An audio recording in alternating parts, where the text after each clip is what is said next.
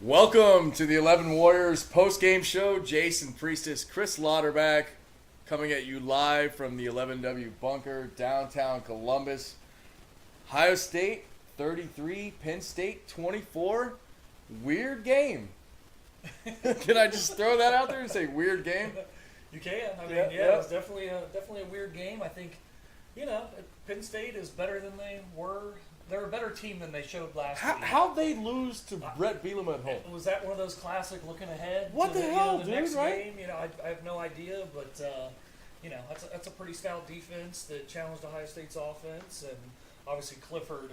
He wasn't very healthy last week. He was healthier this week. He played well. He can do some things, and I think we talked about it in the broadcast. They basically had to use him to be the running game as well as the passing game, and he hung in there and took some shots. But weird game for sure. But Ohio State basically won both halves by narrow margins. Yep. Escape with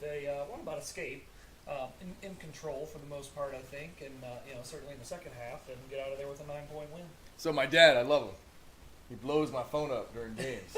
And sometimes he'll blow my phone up during the week. Hot takes. And he'll say, hey, did you hear this happen? Like some Ohio State news. I'm like, yeah, Dad's been on 11 Warriors for like 36 hours. Like, what are you doing? Tonight he's going nuts. He's always like super grumpy. The run game, this and that. I'm going to quote Al Davis, the late, great Al Davis. Just win, baby. Yeah. This wasn't a perfect game. I think it's honestly, it's a frustrating game if you're an Ohio State fan. But Ohio State's 7-1. Right. Yeah, 7-1, and I think if you're of the mind that I am, that as long as Ohio State wins the Big Ten, they're in. Yeah, Yep. You want to see them look as dominant as possible, but like I said, I think Penn State's a better team than what they showed last week. I think tonight is more representative of what kind of team they are. For sure. And they've played Ohio State tough the last handful of years. I mean, those games have been like 8-point, 11-point, close games. So we maybe shouldn't be as surprised maybe as some of us are that this game is a little closer than going in with the spread. Yeah, let's start with the uniforms. Ohio State going scarlet out tonight. The crowd looked amazing. Love to have been there for this one. I'm not a big go-to-the-game guy, but, man, the crowd looked a lot of fun tonight. Everyone's wearing red. The shoe was red out. Scarlet, I should say. Correct myself. Because someone will jump in the comments, but it's scarlet. They will. And the uniforms, man, look so clean. Look really good against Penn State's all white. I've always been a fan of UCLA and USC when they play. They both wear their home unis, man. They look beautiful together. I think Ohio State and Michigan, when they play, they should both wear their home unis, no matter where the game's at. I think it'll look great. The blue and the red popping on the screen. But tonight, the all scarlet, beautiful against Penn State's white. Big fan of the uniforms. A little bit of a weird first half, a little bit of a weird second half. Ohio State jumped out 17-10 at the half. Chris Olave, 38-yard touchdown in the first half, gave him 31 career touchdowns, all alone, second on the list right now. 3 behind David Boston for most ever. Yeah, Olave, generally had a pretty quiet night tonight, but he got the big one, 3 for 44 on 9 targets. That's amazing to me. Like, when has that ratio ever played out with Olave? Where I think 33% of the targets were a catch. It speaks to how good Penn State's defense is, which again goes back to how the hell did this team lose to Brett Bielema in Illinois last week? Right. How does that? I mean, because this is a good D. They got a secondary. It's probably the best secondary Ohio State's going to face this year, unless they run like a Georgia. Yeah, Porter was battling. Yeah, dude, all night long. Yeah, they were on it, man. They played well. Jerron Cage, 59-yard scoop and score in the first half. That's a 305-pounder. Broadcast showed he ran a 5.1 40-yard dash the last 40. What's your 40 right now? Not 5.1. No. I'm probably clocking in like at 7? You 7? 617. 100 pounds left. No pads either, right? You're just in track shoes. I don't even know if I'd make it that far. About the 20, I'd probably keel over. Pull up, sprain an ankle, I'm done. Call it in. Lung. Yeah, PSU comes out to start the second half, down 17-10. Going a 75-yard drive. Jahan Dotson gets a 2-yard touchdown run. They were finding ways to get in his hands because early on Denzel Burke was locking him down. Yeah. 3 for 30 at the half. He got some yards late in the second half. He got loose a little bit. He definitely did. Yeah. But Mike Yursich is a guy we know very well, scheming up a good plan to get the ball in his hands. He runs it in from the 2, and 17-17 right now. Penn State's on a 10-0 run, first drive in the third quarter. At that point, they're 8 of 12 of third downs. It's a stat that's going to haunt Ohio State for the whole game. For sure. It's been a problem in some other games as well. But on that first drive, as you mentioned, third downs, they went 12 plays, 75 yards, went 3 for 3 on third down, including on that drive. On that drive, that was aided by 2 personal fouls. Steele, Chambers gets kicked out. Tossed. Calls, seemed a little questionable. Yeah. Zach Harrison got one on a late hit. That, in the era of college football, is that a wussified call? Absolutely. But is that a personal foul also? 100%.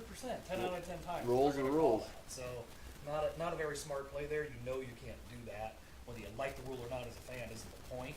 Players need to pull up on that. Ohio State tried to answer on their next drive. Got all the way down to Penn State and won.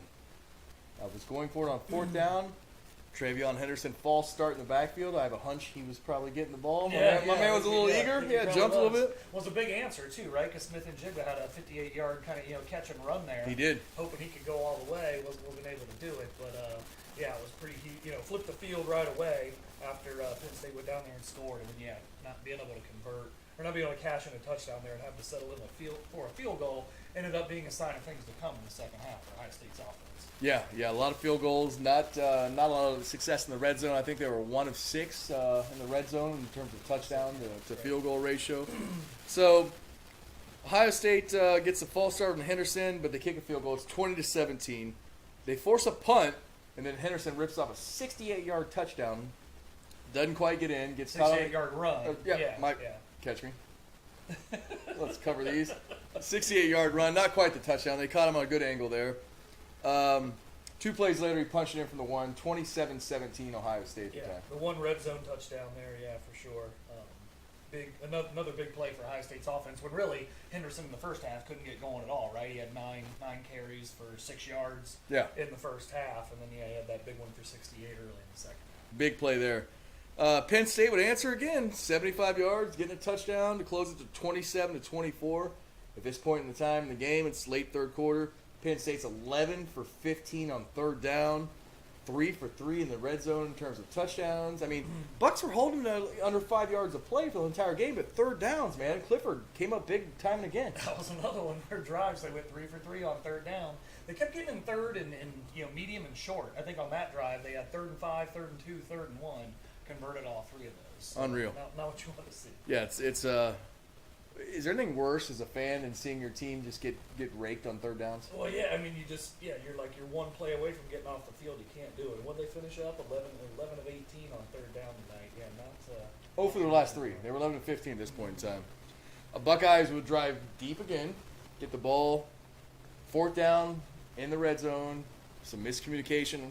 Stroud misses Olave. Maybe thought he was hitching. It was a 4th and 3, was it? 4th and 4? Yeah, 4th and not goal. Yeah. And Olave went into the end zone. Stroud obviously thought he was doing something else. I don't know if he thought it was going to be a curl or what it was. And at the same time, they're miscommunicating. Penn State's busting coverage. Yeah, it was wide open. Nobody's even it's looking 6. at Olave. It's 6 if you do it. That was a little problematic. Some Fiesta Bowl vibes there from the miscommunication.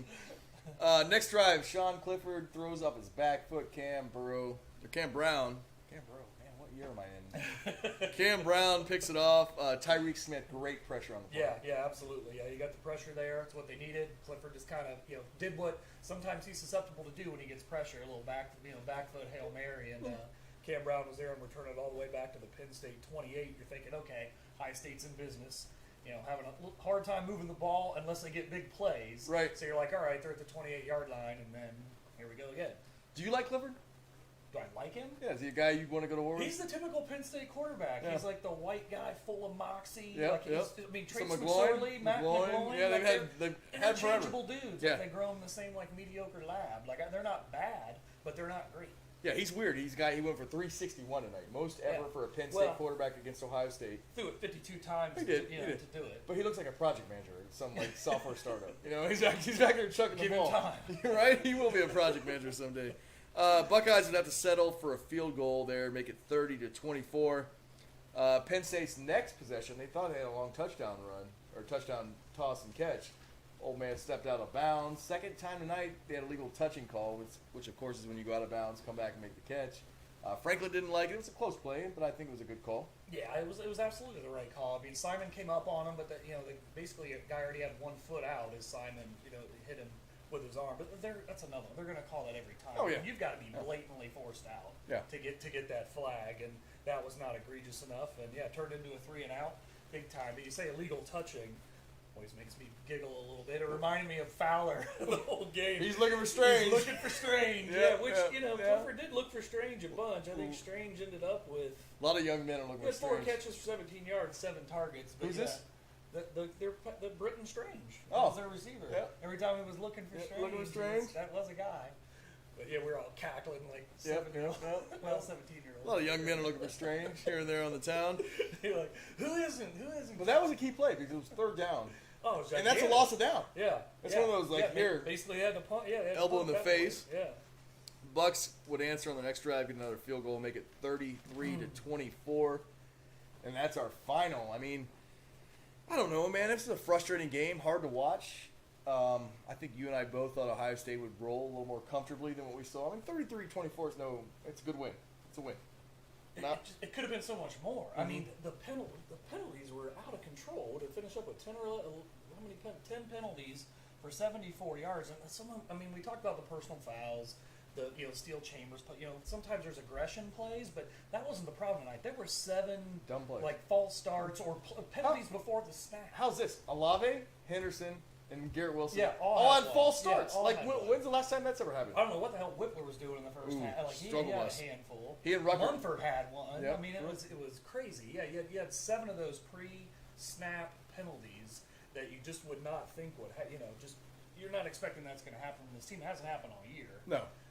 So that was frustrating, and then just some of the other things they did to shoot themselves, not being able to get off the field on 3rd down. Nope. Definitely some aspects of the game that were pretty frustrating tonight. The miscommunication we talked about with Olave and Stroud, when that should be touchdown city, right? Gives you a little bit more cushion in the game. So yeah, they got the win for sure. They're gonna be happy about that as well. They should, but yeah, I felt like a lot more could have gone better for Ohio State tonight. I'm gonna channel some Al Davis. And first of all, I love Red Al. zone struggles. I love Al Davis. I might like his son more. Well, we like his son. Yeah, I saw son's someone got cool tweet the hair. other day. It was a picture of Mark Davis wearing a white Raiders jacket. In a backpack. In a backpack. It looked like someone said he promised he'd get McDonald's, but didn't shit his pants. That's pretty good. But Al Davis, the great quote is "Just win, baby." Yeah. And again, the Buckeyes are 7-1, 33-24 over Penn State. They got it done.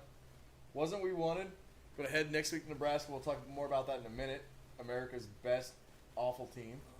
Yeah, they kind of are. Just a bad team. Amongst the awful teams, the UConns of the world, Nebraska's the best awful team. Okay. All right.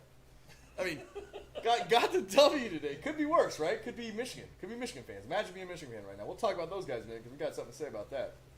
Yeah, are you talking about Nebraska or are you talking about Ohio State now? Well, I'm talking about Ohio State winning the game, and not what we wanted, but it's a W, right?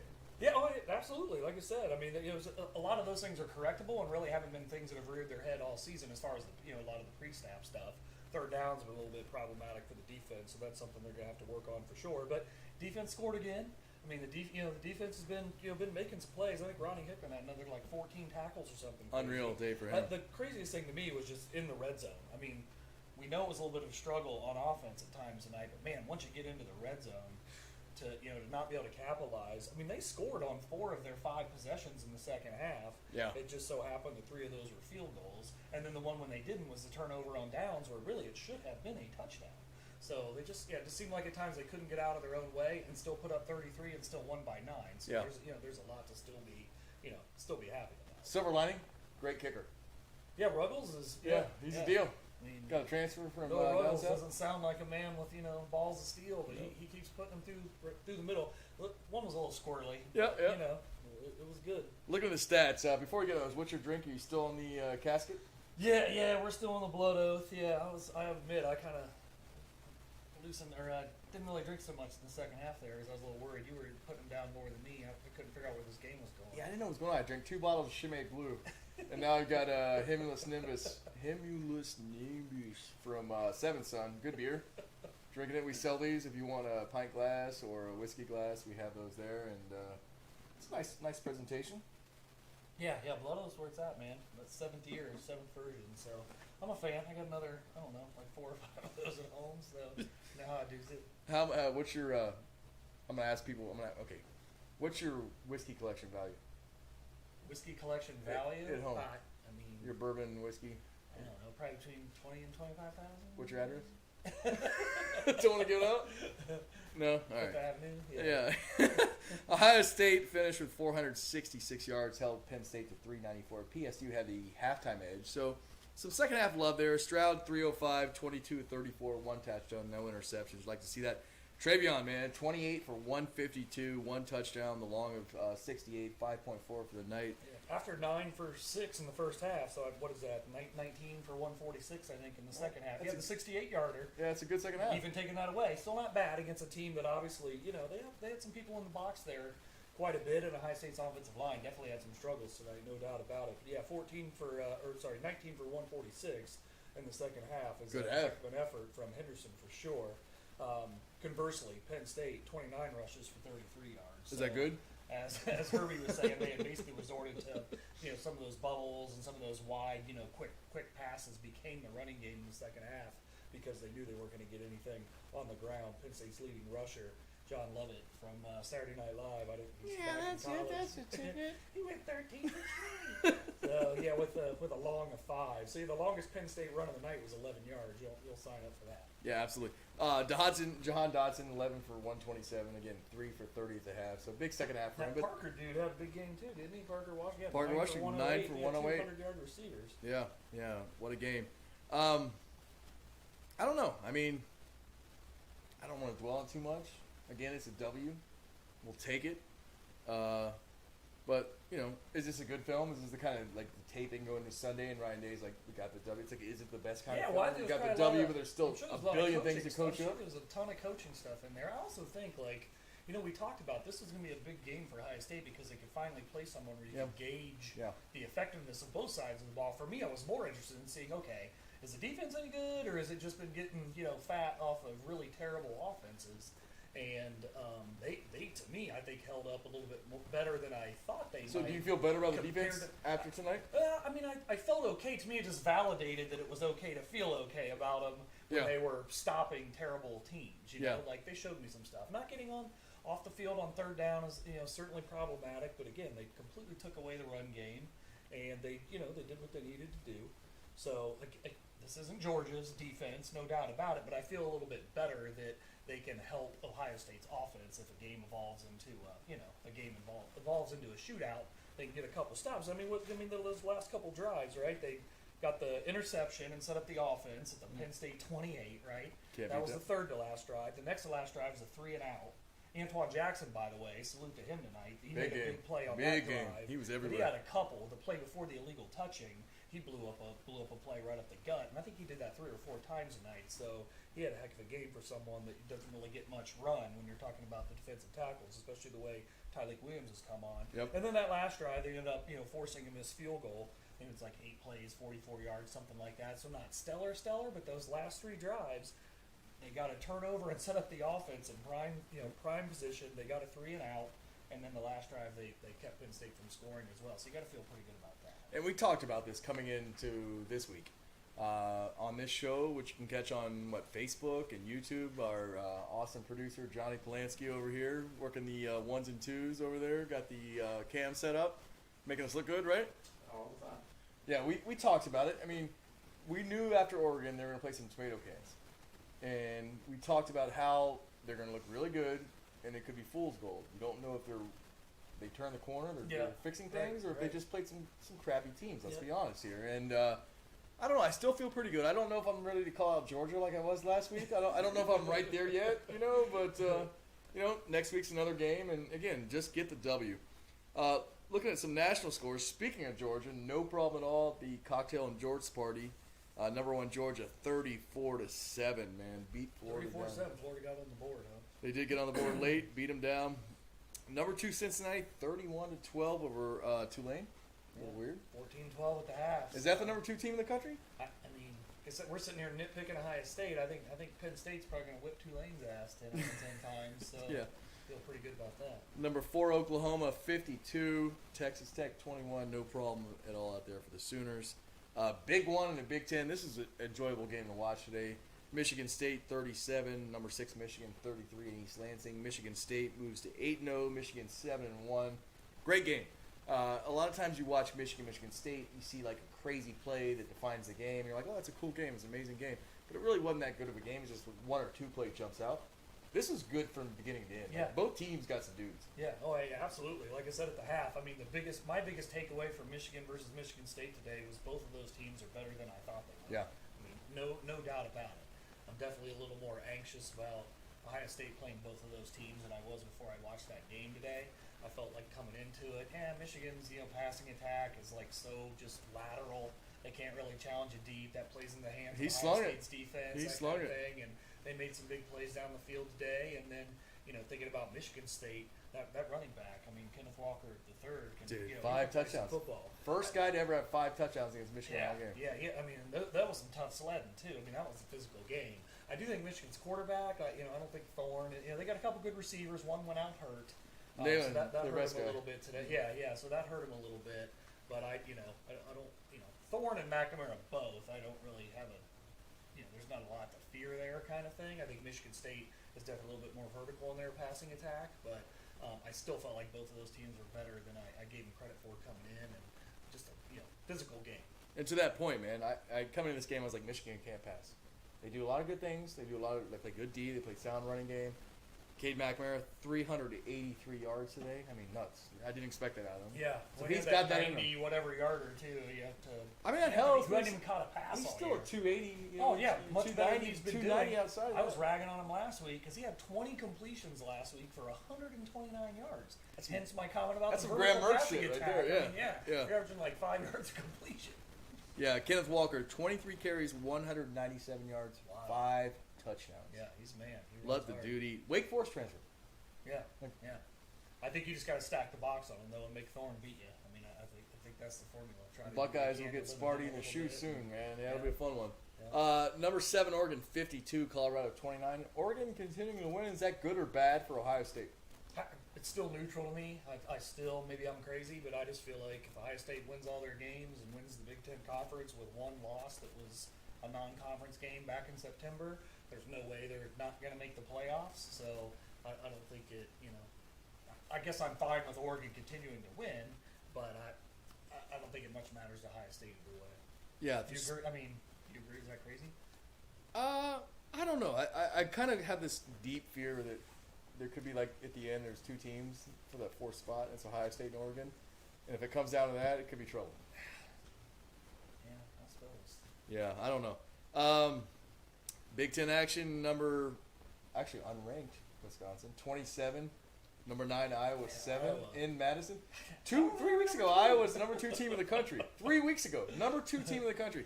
7 points in back-to-back weeks. They got big baby Brian Ferentz as offensive coordinator, taking a lot of heat right now. Badgers are turning around, man. They're 5-3 now. Iowa's 6-2. You look at the West, man. You're looking at Wisconsin, Minnesota, maybe Purdue. And I guess Iowa's still in play. Nebraska, I think, got canceled out today. There was a wacky scenario which they could still win it, but they had to win today, but they lost to Purdue. Team in the country or whatever they are. Yeah. Number 18, Auburn, 31. Ole Miss, number 10, Ole Miss, 10.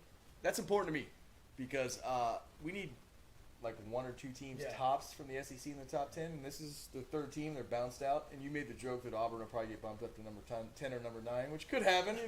Like people love flip-flop. People love the dumb SEC, but big win in Auburn and the Plains. It's like the bigger thing for Ohio State. You brought up the Oregon deal. Is just you need Georgia to beat Alabama. Let's just make sure Alabama has cancel 2 out. losses. It's done. I mean, that's it. That's a big.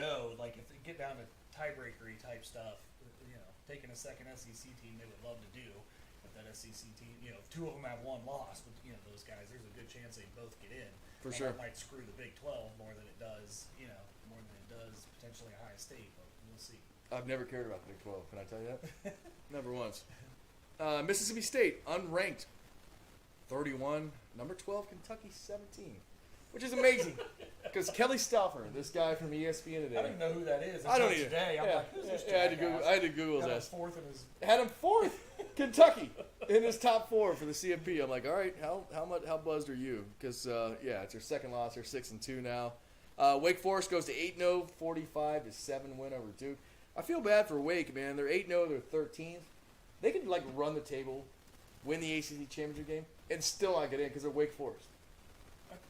It's like winning the OCC. I mean, The ACC is such seriously, who's good in the ACC? It. And they lost to Miami today. Yeah. Not many people. Other Big Ten scores. Rutgers gets it done at Illinois, 20-14. Always a good day when Burt Bielema takes an L. I saw the crowd. There's 37 people in there taking in that baby. Speaking of, how did Illinois beat Penn State? Are we ever going to figure that out? It's the beauty of college football, I guess. Maryland 38, Indiana 35 in College Station, Maryland. Tom Allen's having a rough way to go. Man, he is 2-6 right now. Minnesota 41, Northwestern 14. Gophers are in play. Yeah. Could have a rematch. Yeah. I mean, very easily could have a rematch if Ohio State wins the East and Minnesota wins the West. I mean, could see that coming. And that was a game. Remember how busted up we were? It was close and but if they win the West, we're like, well, maybe they're better than we thought, right? Right. Yeah. And Purdue 28, Nebraska 23 at Nebraska. Cornhuskers are out. Can't win the Big Ten West anymore. What's their record now? They are 3-6. Your boy Scott Frost. I don't know what he did to you. He didn't do anything. Did he? He's just not good. You dated your girl before you married her. You hate his guts. There's got to be something going on. Who's your player of the game today for Ohio State? Player of the game And don't today take my for guy. Ohio State? I'm gonna don't take my dude because he had 100-some rushing yards. I think he's both our picks, right? Travion.